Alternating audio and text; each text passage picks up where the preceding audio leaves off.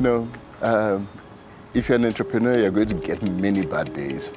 Okay, and if you're a successful one, you're going to get even more bad days. And so that's a tough question. But when I think about the question, there's one that comes to mind, and it's a bit politics, a bit Nigeria, a bit history, and a bit everything together. But it makes a lot of sense because for us it was a major game changer. And what happened?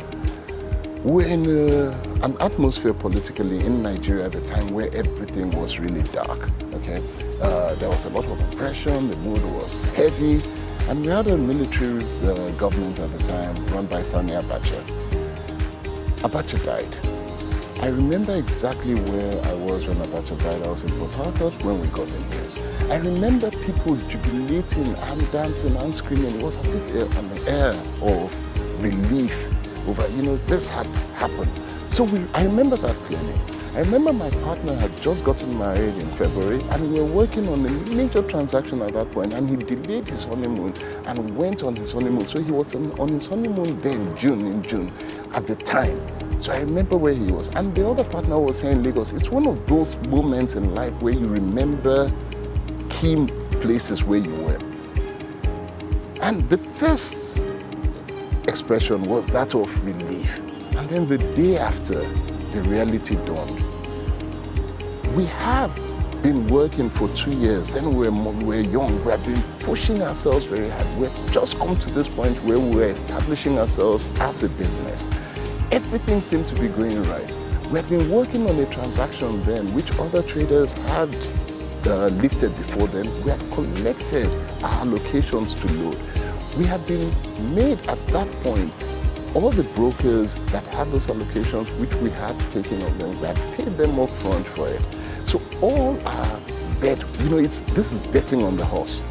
And we're taking everything and we're put it on the table for this transaction. Every single thing we owned had been bet on this. Why? Because it looked like a sure banker. There was nothing that was going to change it. And then they announced the new Minister of Petroleum. And the first thing he did was to cancel everything. Now here we were, young men. We had worked hard for 2 years. Every sweat, everything we had earned, we had put it back in this. Everything. And everything was on the table, and it had just been cancelled. This meant we were absolutely bankrupt as a business. We were bankrupt as individuals. We had nothing left. That for me, and the reality that here we were, again, for the second time, I was now technically jobless. But this time, I owned nothing, no savings, nothing, because everything had gone. You would probably be looking at about $300,000, $400,000, thereabouts. As young people, you can imagine that this was a lot for us. It was everything we had, and it had gone. People had collected their commission, right? And they were, as we went back to them and they said, sorry, we don't know anything about this, that's your headache, it's your risk. And these are people who could make a difference, who could speak to the minister, speak to the government. They were not interested. They were not interested, But how did it change for us? What did we do when that happened? And this is where it became a life-changing experience for us. What did we do? Now we knew we had nothing to lose. Everything was gone. But the good thing was that we had records. We had the contracts. We had learned that keep records, have a contract. So all of this was legitimate. Yes, it had been cancelled, but we had records. We had records of those who we had paid, the brokers who owned them, that we had paid and collected. We had the assignments that they had given to us. So we put the file together, everything together. And we walked into the office of a man we had never met before, but it was his responsibility now to award new transactions to new people and all of that. So we walked into his office. We waited, the secretary knew us, we waited patiently, myself and my partner, until he had an opportunity. People were going in and out of the office. Remember, we were very young. And so we walked into his office and we locked the door. Yes. We didn't want anyone coming in. Okay. And the man had never seen us before. So he was like, what's going on? What's going on? And we locked the door. He said, what's going on? And I said, sir, you don't know us, but we don't need anyone to disturb us. We want to put a case before you.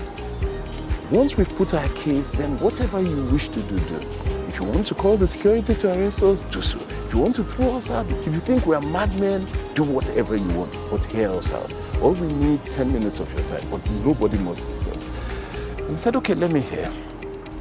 And then we laid everything out. We showed him all the files, what we had done. We gave him the whole story about how we came into the business, what our vision was, what our dreams were. As young people, why as Nigerians we felt we must be in this business, blah, blah, blah, and so on and so forth. When you have nothing to lose, then. So he sat down. And when we finished, he said, okay, I'm not going to answer you now. I've heard you. Leave your file and go. And come back. Let me think about it and come back and I'll see what I can do. And so we left. We didn't know whether he was going to agree, we didn't know anything, but we left. We had laid it out. We had poured everything out. We had told him the exact truth. We had nothing. We had nothing to lose. And so we left. Probably the next day or the day after, he calls us back and he says, okay, I've looked at it and for some reason I like your spirit, I like you guys.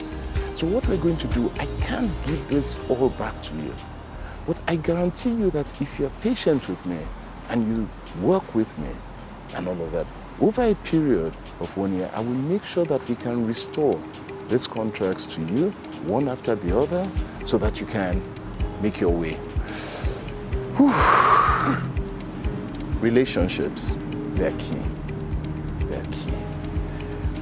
We got the access into his office because we had a relationship with the secretary, which we had built. And she said to us, this is a nice man. If you talk to him, he will listen. We developed a relationship with him because we connected emotionally. He could have been lying, but we connected. And that relationship, because we connected, meant that he actually delivered. His relationships, I already mentioned this, it's key. Don't mess around with it because it's absolutely vital. You never know who will help you along the way. That's the first.